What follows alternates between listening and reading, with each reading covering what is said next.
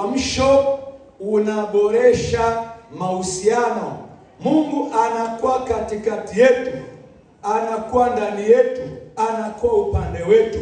Kwa hiyo wakati wa uamsho unakuwa ni wakati wa Mungu kukaa na watu wake, Mungu kuishi na watu wake, Mungu kutembea na watu wake. Uamsho una level 3. Kuna uamsho wa mtu binafsi. Wewe kama wewe unaweza kuwa na uamsho, na hilo naomba ulisikilize sana, maana ndani ya mwaka huu kuna aina fulani ya watu hapa kanisani watakuwa ni watofauti sana. Wale ambao wataelewa somo hili na kulifanyia kazi. Huo uamsho ndio uamsho ambao wakina Musa walikuwa nao, wakina Elia walikuwa nao, wakina Samueli walikuwa nao, wakina Danieli walikuwa nao, wakina Petro walikuwa nao. Uamsho binafsi. Kwa uamsho unakuwa na Mungu pamoja na wewe. Kwa nini kipindi cha uamsho Mungu anakuwa na wewe? Akiwa na wewe mwamba utatoa maji, akiwa na wewe samaki atapanua kinywa. Petro akaona pesa kwenye kinywa cha samaki, akaenda kulipa kodi yake yeye na Yesu. Kipindi cha uamsho ni kipindi ambacho mahusiano ya mtu na Mungu. Mungu anakuwa ndani yako, Mungu anakuwa upande wako, Mungu anakuwa pamoja na wewe. Maadui zako wanakuwa maadui zake, wanaokupigia vita wanakutana na yeye. Mungu anakuwa na wewe. Uamsho binafsi. Kwa hiyo kama ukidharau, ukapuuza na ukaacha kulipa gharama, wewe endelea kutufuatilia tu. Kuna watu ambao tunajua maana ya uamsho, tunafahamu maana ya uamsho. Uamsho ni Mungu mwenyewe anakuwa na mtu. Ukifungwa gerezani atakuwepo, atakutoa. Ukitupwa kwenye moto kama kina Danieli na Meshaki na Abednego, anakuwepo, atatuliza moto. Mungu analeta uhusiano na wewe. Namba 2, faida nyingine ya uamsho ni kwamba kunakuwa na utakatifu wa kweli. Kwanza kuna toba ya kweli, yaani mtu kabisa ametubu dhambi na kuziacha. Na kwa sababu hiyo anakuwa ni mtakatifu kweli kweli. Faida ya uamsho ni utakatifu wa kweli kwa mtu binafsi na kwa kanisa na hata kwa taifa. Utakatifu wa kweli. Namba 3 ni kwamba kunakuwa na nguvu za Mungu. Uamsho unafuatana na nguvu za Mungu.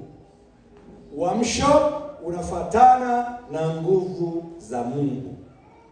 Petro alikuwa na nguvu za Mungu. Akaambiwa msiondoke Yerusalemu hata mvikwe uweza utokao juu. Matendo 1:8, lakini mtapokea nguvu akishakuajilia juu yenu Roho Mtakatifu, nanyi mtakuwa mashahidi. Mtu ambaye ana uamsho, mtu huyo ana nguvu za Mungu. Wakina Reinhard Bonnke walitembea na uamsho. Anaingia saluni kunyoa nywele. Wale wamama wanaonyoa nywele, maana kule Ulaya wanawake wana saluni zao wananyoa nywele.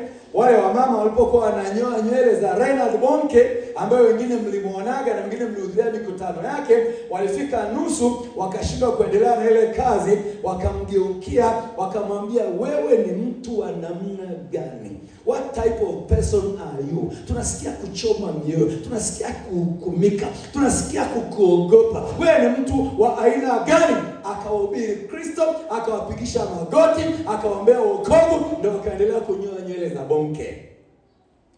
Anaingia dukani kununua generator, akiingia dukani supermarket kununua tu generator tu. Kwenye supermarket fulani anapoingia kule, wale wafanyakazi wanaofanya kazi supermarket wanaanza kujua huyu mtu si mtu wa kawaida. Mbona tunaona moto? Mbona tunaona moto? Na wale mnaopenda kusoma vitabu, kuna kitabu cha Reinhard Bonnke aliandika cha mwisho sana. Kinahusu mambo ya fire, moto. Uamsho unakujaga na nguvu. Unakuja na nguvu za Mungu. Namba 4, uamsho unarejesha utii kwa neno la Mungu. utii kwa neno la Mungu. Uamsho unarejesha utii kwa neno la Mungu. Watu wanatii neno la Mungu, wanasikia neno la Mungu, wanaheshimu neno la Mungu, wanathamini neno la Mungu. Kwa kunakuwa na hali ya kiwango kikubwa sana ya watu kutii neno. Ndio maana kanisa la kwanza walifikia mahali wakauza mali zao zote, wakaleta pesa miguuni pa mitume, maana walitii kile kitu Mungu anachosema. Watu wanatii, watu wanakuwa na kiwango kikubwa cha kumtii Mungu. Utii unaandamana na uamsho. Namba 5, uamsho unafufua maombi na ibada. Unafufua roho ya maombi na ibada kwa mtu binafsi na kwa kanisa. Kanisa lenye uamsho, kiwango cha watu kuabudu. Watu mtagongana mlangoni mkikimbilia kwenye nyumba ya Mungu. Watu watakao wanawahi ibada, watu watakao wanazingatia ibada, watu watajali ibada. Ukiwa na uamsho, kuna kitu ndani kinakusukuma, nenda ukaabudu, nenda ukaabudu. Uamsho unaendaga na ibada na maombi. Kipindi cha uamsho watu wanaomba, sio maombi ya kutangaziwa, sio maombi ya kulazimishwa, sio maombi ya kushurutishwa, sio kuomba kwa sababu una mahitaji. Unasikia tu kuomba, kuomba, kuomba, kuomba, kuomba, kuomba, kuomba. Unasikia kitu kinakusukuma kuomba. Kwa roho ya ibada na roho ya maombi vinaandamana na uamsho. Lakini namba 6, uamsho unafuatana na nguvu ya utume wa Injili. Inafuatana na nguvu ya utume wa Injili. Kwa hiyo watu wanakuwa wainjilisti. Miaka tunaokoka sisi, kila mtu aliyeokoka alikuwa mwinjilisti, mpaka wakasema watu wanapookoka wanafundishwa kuwa wabishi. Maana yake kila mtu aliyeokoka alikuwa anahubiri Yesu, Yesu, Yesu, Yesu, Yesu. Wamama walihubiri, wadada walihubiri, vijana walihubiri.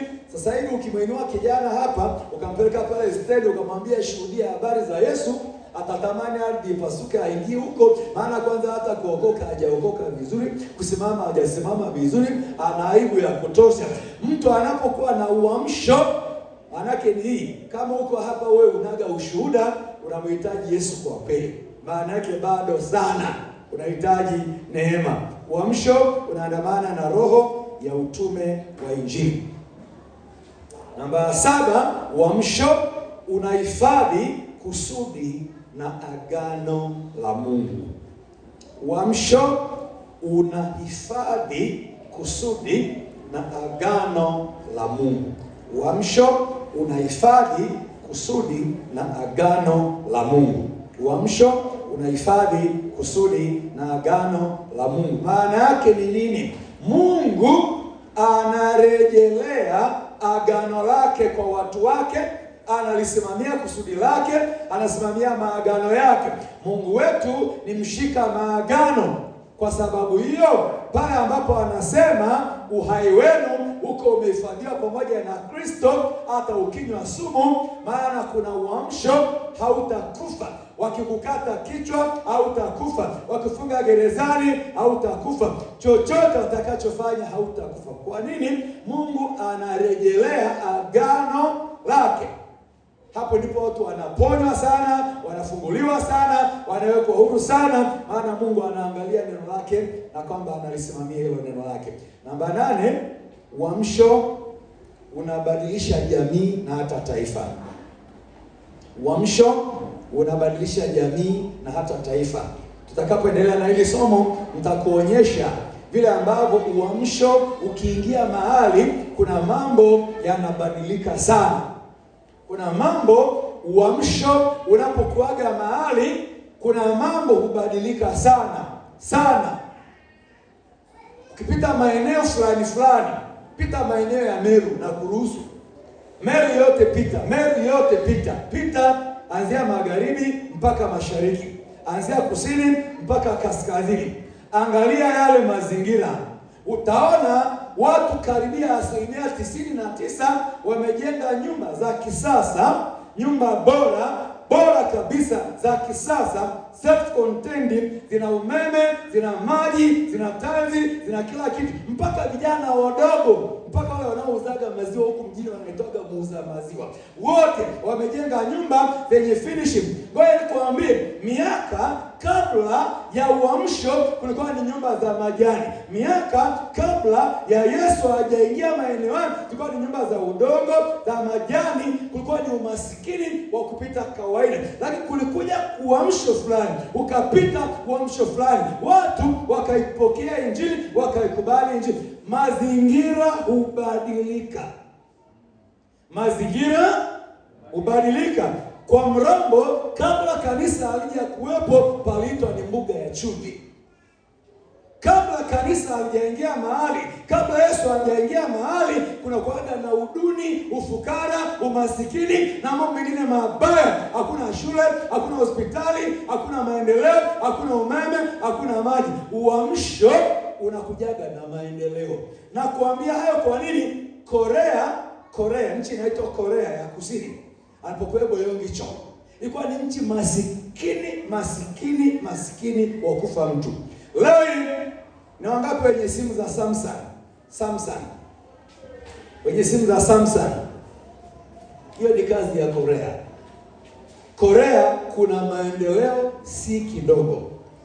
Kilichoingia ni uamsho. Watu wanapomkubali Mungu aingie, hata maendeleo ya kawaida yanakuwepo. Hivi na wangapi mnanielewa? Yaani ukitaka kuachana na umasikini, kubali uamsho. Kitabu cha Mathayo, wape Mathayo 6:33. Alafu wote tusome. Inasemaje? 1, 2, 3 tusome Mathayo 6:33.